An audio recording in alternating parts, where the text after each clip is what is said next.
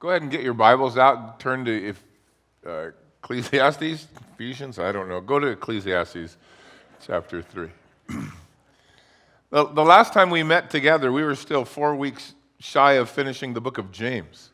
And I remember saying to you, oh, next week's going to be hard, don't come. But I didn't mean it to go this badly. We then had a Palm Sunday service, a Good Friday service, an Easter service. We spent several weeks in this book, so it is good to be back with you. Today is Pentecost. Isn't that something? The rebirth of the church, right? 50 days from Easter. So it couldn't have been a better week for us to meet. And for those of you that are sitting home, we love you guys. We miss you. And when it feels safe for you to come, we'd love to see you back. But you stay there and get well or until you get over that concern. This morning, we are going to continue through this book of Ecclesiastes. It is Solomon's journey into the world. He did good as a young kid. He prayed for wisdom. God was so pleased with him when his dad died as he took over his kingdom. And for quite a while, he instituted and led the people in the ways of the Lord. But then he began to marry lots of different wives and political alliances. And when he got older, he decided he could probably find life out there in the world. He turned away from God. And he used all of his resources. He was, extremely wealthy. He has obviously great power. Israel was at its zenith. And he had this wisdom that God gave him, but he wasn't using it. And so he spends, I don't know how long, an inordinate amount of time running in the world, chasing down every dream of man. And then he keeps a record of it, which we have this book. And he goes about trying to find out what life under the sun, that's his big phrase, or under heaven, is all about, using all of his resources. So these are his observations and his experiences, his questions, ultimately the answers that he will come to both temporarily and permanently. But this morning we want to just look at the first 11 verses of chapter 3 as Solomon goes from one thing to the other, and today he considers the times of our life. Now I want to read with you the first 8 verses. To everything there is a season and a time for every purpose under heaven, a time to be born and a time to die, a time to plant and a time to pluck what is planted, a time to kill and a time to heal, time to break down, a time to build up, a time to weep, time to laugh, a time to mourn, a time to dance, time to cast away stones and to gather stones together, a time to embrace and a time to refrain from it like now, a time for gain and a time for losing, a time for keeping and throwing away, a time for tearing and then sowing, a time for silence and then to speak, a time for love, a time for hate, a time of war, and a time of peace. If you were born when I was, you probably recognized the song. It was written actually by Bob's dad, Pete Seeger, in the late 50s. But I think the popular song was put out by the Byrds in 1965 or so, when I was just a pup, really small. But this was more than just a quaint song to the preacher. The word koheleth means someone who is gathering together information. He has been looking at life. In fact, until chapter 2, verse 12, Solomon was out there experiencing life. He threw himself into it. And if you read those first couple of chapters, that's what you hear. But in verse 12 of chapter 2, he thought, well, why am I going to have to go through all this? How about I just sit and watch some other people do it and not pay the price? And so he began to observe life as he found it, rather than always experiencing it. So here's his take on the seasons of life.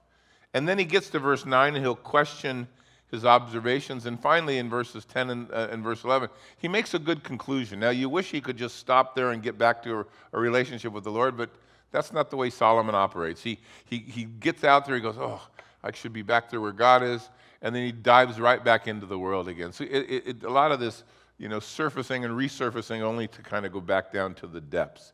But he will say in verse 11, at the conclusion this morning, God alone can make everything beautiful in its time.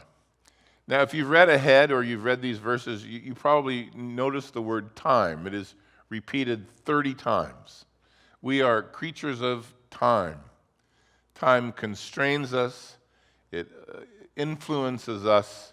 We are constantly aware of it. There's no stopping it. It marches on. It waits for no man.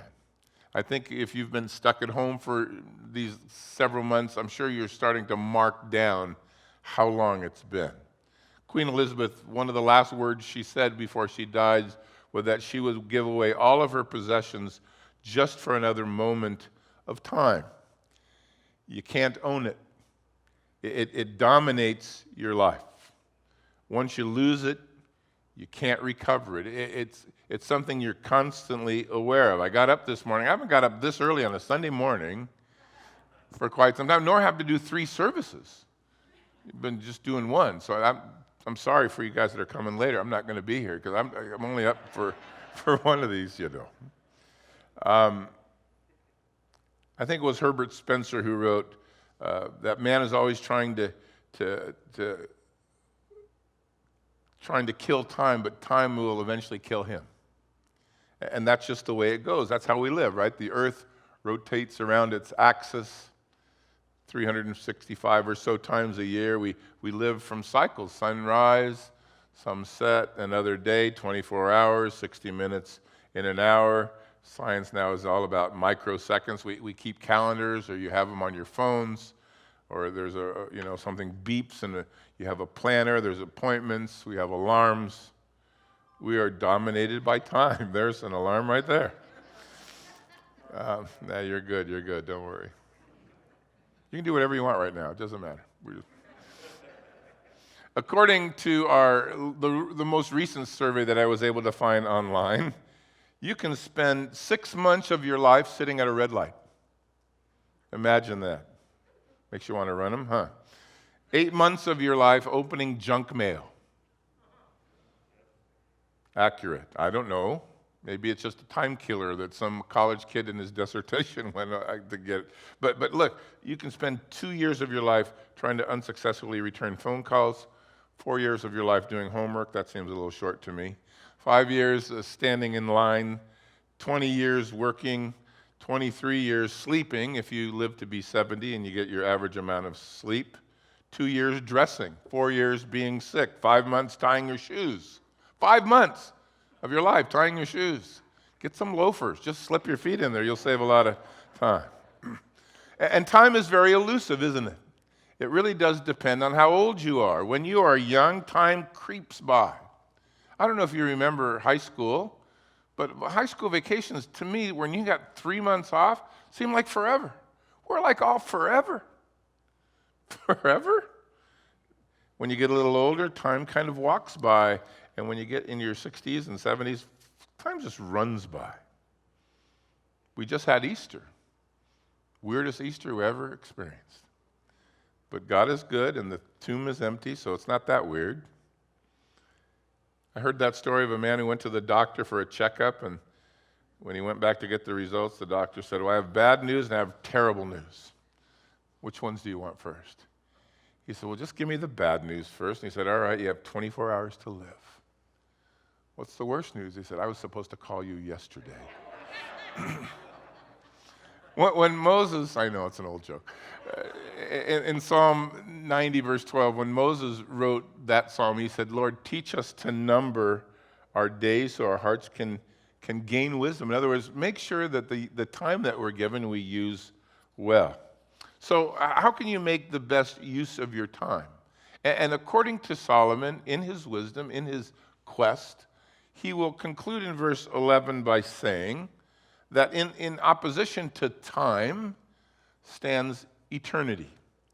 And if you can factor eternity into your time, your life will mean something. It'll matter. Because you're kind of stuck between time and eternity. The minute you stop breathing, eternity starts. Well, you're in eternity in technical sense, but by comparison, you are still locked into this place called time. Now, in the 8 verses that we read this morning, there are 28 kind of life activities. 14 of them are very positive. 14 of them are negative. They are set in juxtaposition to one another, which almost looks like they cancel each other out. In Hebrew poetry, it's called parallelism. Hebrew poetry doesn't rhyme words like we are used to. It stands thoughts into either comparison or in contrasts. And the greater the contrast, the greater the impact, if you will, of the Hebrew poetry. So this is called antithetical parallelism, things that stand in opposites to one another.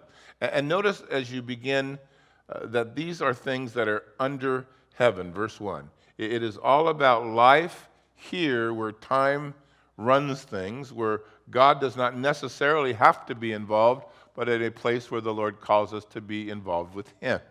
These are activities. This is the balance of life. This is the stuff of life upon the earth. This is in terms of times in our culture. But for Solomon, it is a life out there without God, and that's what he's looking to find. It is only when he draws his conclusion through observation that he goes, yeah, this is not good, unless there's more to life than this. So look at the comparisons, beginning in verse 2, a time to be born, time to die.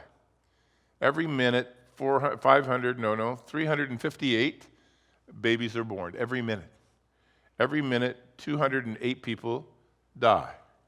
And this verse becomes a reality for literally 560 lives. To God, there's a specific time for you to be born. There's a specific time for you to die. There's the balance. You're born, and then you die. And your birth and your death are not an accident. From God's point of view, they are an appointment. Only believers can see it like that. I don't think any of you chose when to be born. I know if you have a baby towards the end of the year and you need a tax write-off, you hope they'll come before the 31st. Come on, baby. But you really can't choose. There's no pre-womb kind of control. You have no control over the beginning of your life. There's really no control that you have over the end of your life unless you step beyond the boundaries that God has established for man. Paul wrote in Hebrews chapter 9, it is appointed unto man once to die, and then will come his judgment. David wrote in Psalm 139, verse 16, your eyes see my substance even when they were yet unformed. In your book, it is written of me, the days have been fashioned for me, even though I've seen none of them. You see, God has a plan. And we know that as believers. When it comes to our time, God is very much involved. You can not choose the day you're born. You cannot or should not choose the day you die. However, you can choose the day you're born again. You can do that today. God calls every man to believe in Him. Jesus said that to go to heaven, we'll need to have a spiritual rebirth, and that's a choice that you can make. And maybe today that's your day. Born once, die twice. Born twice, die once. You can be born again, eternally so. But there's a time, God has a time, when you come and when you go. We read that there's a time to plant, and then there's a time to pluck up what is planted. Pretty good terminology. We can understand that in farming terms. There's a time to plant and fertilize and aerate and cooperate with the seasons. You don't go out and plant in a snowstorm. You don't reap unripe fruit. There's a time for these things. A time to plow it under, a time to pull it up, a time to replant. Time. Verse 3 tells us there's a time to kill, and then there's a time to heal. That might bother you, the verse, and the way that it is written from an ancient Israeli point of view. Capital punishment was found in their law, and there was a time for judgment. But there was also a time to deliver, to make new, to start over, to give another chance. There was an end, if you will, and a beginning in the time that we are given. Your bodies physiologically replace their cells every 7 years or so, except for your brain cells, unfortunately. So every 7 years, it's a new you. Fortunately, you have memories of the old you, so it's still you. That's the good news, or maybe not. There's a time to break down and a time to build up. You can write across there, demolition, construction. Every November, if you've ever noticed, or December, cities decide it was a great time to rebuild infrastructures. Roads get tore up. It's always towards the end of the year. And the reason is, so often cities lose their annual funding if they don't spend it. So they wait till the last minute, and then they go about trying to get the funding that they don't want to lose. We build, but things wear out. We tear them down. We replace them. Look, that's true of your body, isn't it? There's a time when you grow up and your muscles get larger and your bones stretch. And then you get older. And all of that stops, and you start heading in the other direction. You start to lose your height. Your discs compress. You shrink. Your bones weaken. You begin to slouch. I have a picture of me right there. I know you guys have seen the TV there, maybe if you... But I have that up there just so I don't do this. Because this is what I have this terrible... And that doesn't look good to anybody. Feels good to me, actually. This is much better. But your body just kind of goes... You can say that you're slowly shriveling away. You hit your peak in your early 20s. After that, it's downhill, buddy. It's imperceptible at first, but you'll notice it as you approach mid-age, and the words on the page will get smaller, and the steps on the stairs will get higher, and the distance to the mailbox is further, and people's voices get softer, and your ambition begins to go out the door. Oh, you get the picture. It isn't easy to grow old. When I was a young man, I honestly could eat 10 times my body weight in donuts and not gain an ounce. Now, if I have a glass of water, 10 pounds. COVID-19 has become COVID-31 in my house, and I'm not sure why. Time to break down. There's a time to weep, and there's a time to laugh. There's a time to mourn. There's a time to dance. Look, lots of emotions that control time. God has given us a wide range of emotions to handle a wide range of life's experiences. Remember, Solomon's just sitting back taking notes. This is his observations with the wisdom that God gave him, though he wouldn't apply it to himself. He saw it to be so. There are some muscles in your face that only work while you're laughing. Probably should laugh more, not less. It's good for you to laugh. It releases tension. But there's also a time to weep. Happens in everyone's life. My dad used to say to me, big boys don't cry. It's a lie. But I got what he was trying to tell me. We have lacrimal glands that work pretty well, and if you start bottling them up and nothing gets out, it's going to create havoc to your nervous system. There's a time to cry. Now look, I'm in my 60s, and I have a lot of friends that are pastors that are in their 60s, and I've watched some of them, they cry at every service now in the pulpit. And then I was saying the other day, you got to stop this. I'm not sure it's appropriate every week, but you'll have your times of crying because that's how time works. Same is true for mourning and dancing, and you'll get a lot of that in your life. And I thank the Lord that most of us get more dancing than mourning, and I think we would prefer the dancing part. But notice the words, there's a time for that. There's a time for that. Have you ever laughed at the wrong time? Nervous response when we work with the police department, at least for years, and it's a little different now because everyone's got a camera and they watch every move you make, but it used to be when there was real tragedy that you were called out on a call for, police officers would oftentimes joke with one another or laugh. They weren't happy with the situation, but sometimes you just have to handle your emotion. You don't know what else to do with it. It'll break you if you don't kind of shake it off. But you can laugh at the wrong time. I remember laughing when I was sent to the principal's office in junior high school, and somehow got me 3 days off. I laughed at the wrong time. There's a time to cast away, verse 5, stones, and a time to, again, gather them. If you go to Israel, you'll, I think, understand the verse. There are rocks everywhere. There's an old Jewish legend that when the Lord handed out the rocks for the world to an angel, he stumbled in Israel. And I think that couldn't be too far from the truth. You plant in Israel, you spend literally months just digging up the soil and getting rid of the rocks. But the minute you go to terrace your land for irrigation or build retaining walls, you'll have to gather them and use all those rocks again. And that's the way life works, isn't it? gather them, throw them away. Time to embrace, a time to stop. A welcoming time and a time of departing. A time to hold on, time to let go. Seasons of life. For some parents, it's a joyful time when their kids grow up and go. For others, their kids never seem to leave home.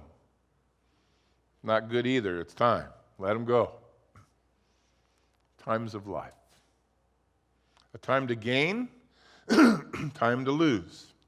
Sounds like a stock market quote. A time to gather, a time to scatter. And that's the way life goes, isn't it? Time goes forward. You go 1 foot forward, 2 steps back, new job, new start. Start back at the top, start at the bottom. There's just time for everything under the sun. That's how life is on the planet in this world. Time to keep and a time to throw things away. You pack rats, read that verse. A time to throw things away. Unfortunately, I'm just the opposite. You'll never accuse us if you come to my house of storing up and gathering stuff. I've had a practice, learned from my dad when I was young. If you haven't used it in a year, get rid of it. Unfortunately, that doesn't always work because there's stuff you need like every year and a half. So I've got a lot of new things. So I had to buy more than once. But that's the way life is, isn't it? There's a time to tear and a time to sow. There's a time to fix things and then just to give up on it and replace them, let them go. Lay them down. It's a time to be silent and a time to speak. Oh man, if we could learn that. We usually get that one all wrong. There's a time, verse 8, to love, a time to hate, a time of war, a time of peace. A culture, or as a culture, we sing peace songs and protest roar, but the Bible would say, in some ways, in the world, there's an appropriate time for both. A time to hate and a time to love. David, in Psalm 139, talked about hating with a perfect hatred those in the world who hated his God, that he just couldn't tolerate those whose attitude towards the Lord was such. William Wilberforce, who was brought to the Lord by a drunken slave trader named John Newton, when he came to the Lord, wrote Amazing Grace. You remember that song? Wilberforce hated the British slave trade. He was determined when he got saved that if his one goal in life could be accomplished, he wanted to rid the world of slavery. And through his life, he went after it. In 1833, he got the law passed 3 days before he died. But he and Lincoln had a lot in common. Lincoln, writes of watching the slave trade in New Orleans and being so infuriated by it, he said, if there's one thing I can do in my life to do to get rid of this, I will. Time to hate, time to love. Time of war, time of peace. Look, there are certain places in the world that should not exist without war. Dictators oppress, war corrects. So stand back with Solomon. Just look at the world around you. 28 categories of experiences in life driven by, controlled by, overseen by time. And yet, in many ways, they kind of seem to cancel each other out. There's one of these, and then there's one of those, and we end up with zero. This is the way life goes. The balance, we can't usually control, but there are offsets, if you will. Everything has a time. But watching this balance of life, it caused Solomon then to ask himself, well, what good is this? Where does this lead? What does this bring? And so his questions were produced from his observations. Verse 9, he says, what profit then has the laborer from that which in which he labors? In verse 20, he will ask, where does it get him? In verse 22, he will say, who's going to teach him about that? How does this lesson apply? Now, we can't take those last two questions until next week, but we'll address this verse 9. What profit is there in this? And this is the third time in this book early on, if you're taking notes, that Solomon wondered about life's profit. It's a word that means what is left when everything is spent. What is left when the experience is over, when the life is ended, when there's nothing left to look at? What is left then? And Solomon, I think, observed the cancellations of experiences, the 14 good, the 14 bad, the net being emptiness, zero, unfulfillment, unless God steps into time, unless God is involved. So verse 10, this is what he says. I have seen the God-given tasks with which the sons of men are to be occupied. He has made, God, everything beautiful in its time.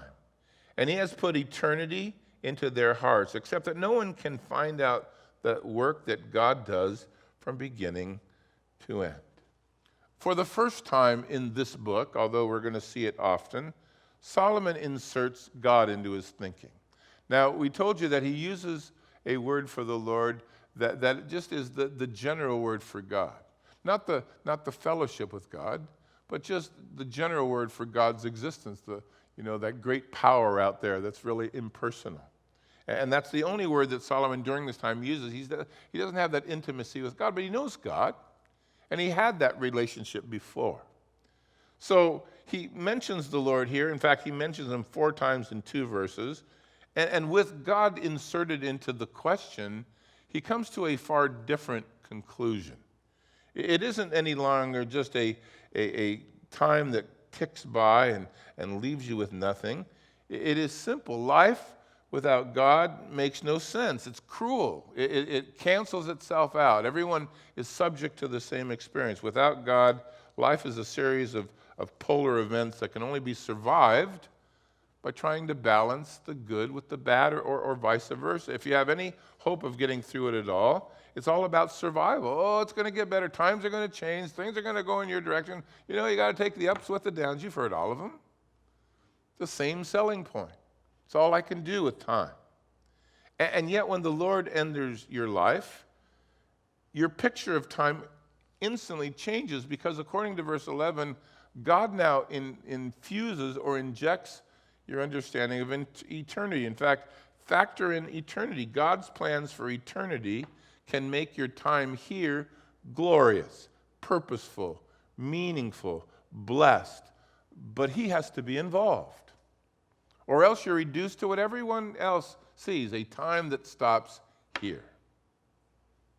But, notice verse 11, he has put eternity into our hearts, except no one can find out God's work from beginning to end. Or if you will, in order for this to have meaning, you're going to have to really trust him because we're going to have a faith relationship with God. We don't know all that he's up to, what he's doing, what the end is from the beginning. In fact, as we learn to trust him and obey him, then we can begin to experience life and the time it gives us in a remarkable way, the way that God intended. In all of the seasons of life, we'll see God involved. All things work together for good to those who are the called according to his purpose, who love the Lord, who walk with him. Now, it differs, doesn't it? Everything changes. We can live by verses 1 through 8 and despair of its balance and of its cancellation, or you can live by verses 10 and 11. You can determine that God has chosen a path for you. He is the Lord over eternity. That depending on your choice, you're either going to answer verse 9 with, this is frustrating and empty and unsatisfying, and what really profit is there? Or you're going to get down to verse 10 and 11, and you're going to decide that God has a plan. And because he does, I can live my life accordingly. You put the Lord into the equation, you seek him, you know his will, you find his heart, you pursue dependence upon him, and all of the seasons of life now take new meaning. They matter. The day-to-day will be more fruitful and worthwhile. Medical science can add years to your life, but only Jesus can add life to your years. And he'll do that. And Solomon was able to see that. Unfortunately, he dives back under the covers for 9 more chapters. And we can't drag him out no matter how hard we try. But he's going to try everything once. If you don't factor the Lord in, verse 10 will tell you that life is just a task that has to be endured. I just got to get through it. Grit your teeth. But God has placed an eternal desire into every heart. And the reason he's done that is so that you may not just stop looking here, but you might look beyond the seasons of life and you might look up. God has placed a hunger for more than this in the heart of every man. Life will only make sense. There will be only beauty found in life when you begin to serve him. And then God will take your experiences and the times and the events, and he'll make them beautiful. Everything is beautiful in its time. The word beautiful is the Hebrew word for appropriate or fitting. In other words, things will make sense. Things will begin to come together. I've had a lot of people call the church, and what's God doing? And by the way, if anyone says to you, what's God doing? Just do this. I don't know. How do I know what he's up to? How come we have to? How come they get so upset? We should riot. Really? Is that what we should do? Because God has lost control, you think? He's a good God.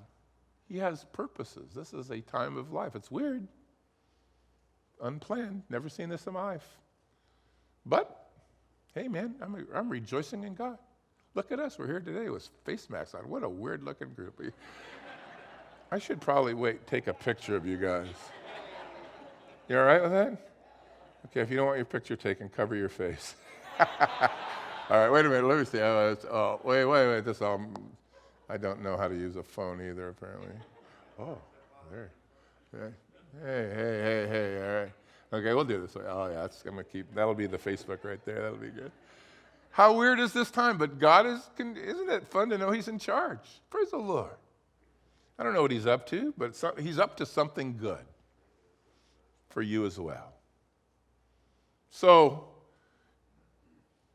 if we look at our situation and we isolate ourselves from him, we're constantly going to be in that position of, why does this happen? And why does this happen to me? So random, so meaningless, so absurd. But that's like picking up a jigsaw puzzle piece and trying to figure out what the puzzle's all about. Right? You look at one piece. I grew up in a Dutch home. There was always a jigsaw puzzle on a table somewhere. We still have it in our house. Kids come over, they like to do it, grandkids. You know, it's always been there, but you can't if you put 3,000 or 4,000 piece puzzle out, you can't tell by one piece what that puzzle, they'll say, what's the picture going to look like? It looks like this. No, we got to keep our eye on the Lord who sees the big picture. There's beauty in it. So look, God takes every piece of your life and he uses them for good. If you go back and read Joseph's story, for years, he suffered without having any explanation as to why. He did the right thing at every step. Sold out by his family, accused of crimes he didn't commit, spent several years in prison, alienated from everyone that cared for him. Finally, he got to meet his brothers and find out what they were up to. I mean, he could have for years just went, what in the world is my life all about? But he kept his eyes on the God who was good and was able to say to those who would take from him, God meant this for good. He had to keep his eye on the Lord. Though he wouldn't realize it until later. Beauty in your life, in the times of your life, will only be found when you trust him. Else life is random. Somebody's lucky, somebody's not. Someone has an easy time of it, and somebody doesn't. You can't put it together. You don't understand it. Why does it work out this way? I think it was Warren Wiersbe who wrote years ago that life is like a doctor's prescription. The chemicals they give you might kill you unless they blend them together in a way that is wise. And now they heal. And God has a way of doing that in your life as well. That's how God works. Notice in verse 11, God has placed eternity into the heart of every man. Animals are satisfied when their needs are met. Man is not. Man is restless. He asks questions. He wants answers. God has made you to ask and wonder and seek because it is easy to settle for what the world offers as the best answer. And it is never the best answer. God's ways are right. Because time will wipe out man's best. So Solomon has restlessness in his earthly quest. He has this eternal kind of hunger that hasn't been addressed. It was St. Augustine who wrote, "Thou hast made us for thyself, and our hearts will be restless until they find their rest in you." So look, verses 1 through 8, life has a observable balance. Verse 9 would say, well, then what's the purpose in it? And the answer is found in verse 10. Those competing experiences are designed by God to bring you to a place where you want to say, there's got to be more to life than this. And nothing temporal will then satisfy you. So when you get the Lord in the picture, when you set your sights a bit higher, life under the sun becomes life under the S-O-N, not S-U-N. Eternity will be found. You try to live without him, spend your life without him, and it's just going to leave you with emptiness. The worse you'll feel as you shove into your life empty kind of temporal solutions that only God can satisfy. So spend your life on something that will outlast your life. Take a lesson from time as it passes. There's more to life than this. Amen? All right, let's pray. Father, thank you this morning for your word to us, how good these verses are, and focusing our attention again upon, Lord, the way that we spend our days, realizing that there is a balance in life. People suffer and rejoice. There's an up and a down, and yet that's not really what you have for us. You want to be involved and place a stamp of eternity upon our every experience so that it drives us closer to you and it doesn't allow us to settle in this world. If this morning you don't know Jesus, that really is the key. Without a relationship with him through his Son, your life is reduced to the best that life has to offer on this level, under the sun, under heaven, down here. But the Lord has done in your heart something marvelous. He's given you a restless heart that wants more. And until you meet the Lord, you'll never really be able to settle in. You can make lots of decisions for yourself. Think, this will make me happy. Think again. God's ways are eternal. They are attached to forever. And he has sent his Son to redeem sinners like us. That if we call upon his name, he will come live in us and readjust our focus.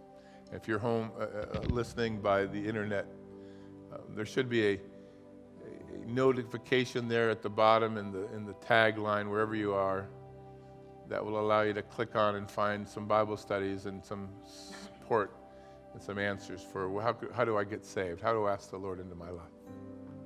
If you're here this morning, we'd love to pray with you after the service. So Lord, may you give to us an understanding of how time works. We're all aware of the first 8 verses. I think we all understand how life works. Some of it we love, some of it we hate. But may we get to verse 11, where you are the Lord of time, as you draw us day by day to eternity. In Jesus' name.